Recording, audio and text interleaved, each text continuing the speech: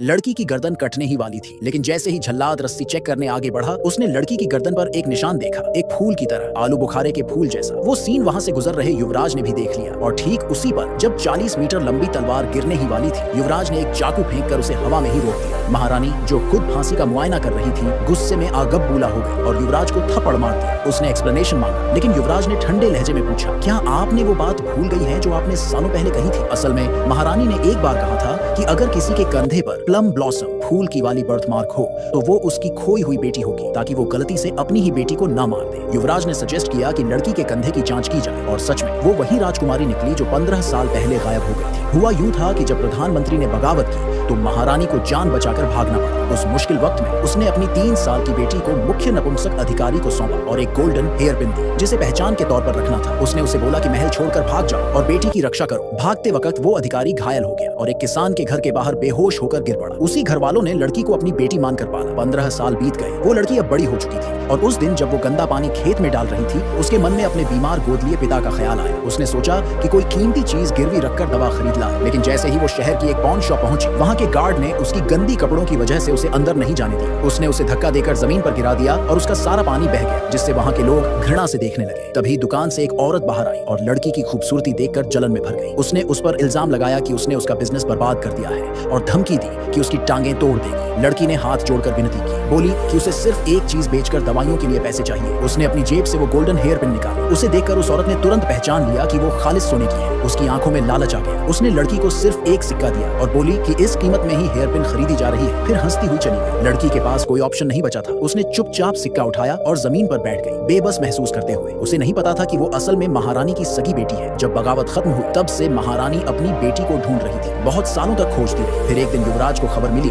कि उसकी खोई हुई बहन न्यूयॉर्क के इलाके में है। महारानी इतनी एक्साइटेड हो गई कि तुरंत अपना काफिला लेकर वहां चली गई और ऐलान कर दिया कि जिसके पास वो गोल्डन हेयर पिन होगी वही राजकुमारी मानी जाएगी। लेकिन लालची औरत दरवाजे के पीछे सब सुन रही थी। जब उसे सच पता चला तो वो भागती हुई हेयर पिन लेकर आई, महारानी के सामने घुटनों पर गिरी और चिल्लाई, माँ! महारानी ने जैसे ही हेयर पिन देखी, तुरंत मान लिया कि वही उसकी खोई हुई बेटी है। पास खड़े लोकल गवर्नर को कुछ समझ नहीं आया, उसकी अपनी बेटी अब कैसे महारानी की बेटी बन गई। लेकिन महारानी इतनी इमोशनल थी कि उसने कुछ अजीब नहीं महसूस किया। पर युवराज को शक हुआ। उसने ठंडे लहजे में पूछा कि गवर्नर ने पहले क्यों नहीं बताया इस हेयर पिन के बारे में। वो झूठी लड़की डर गई कि कहीं उसके अपनाए हुए पिता को सजा ना मिल जाए, इसलिए उसने कहा कि बचपन में हेयर पिन चोरी हो गई थी और हाल ही में ही उसे वापस मिली है, इसलिए वो कभी पहचान नहीं करा पाई। महारानी को यह सुनकर गुस्सा आ गया। उसने कहा, जिसने हेयर पिन चुराई उसका खून बहेगा। झूठी लड़की ने बहादुरी का दिखावा किया और बोली कि वो खुद उस चोर से बदला लेगी। महारानी ने मंजूरी दे दी। उसी रात वो लालची लड़की अपने आदमियों को भेजती है असली राजकुमारी के रूम में चुपचाप घुसने के लिए।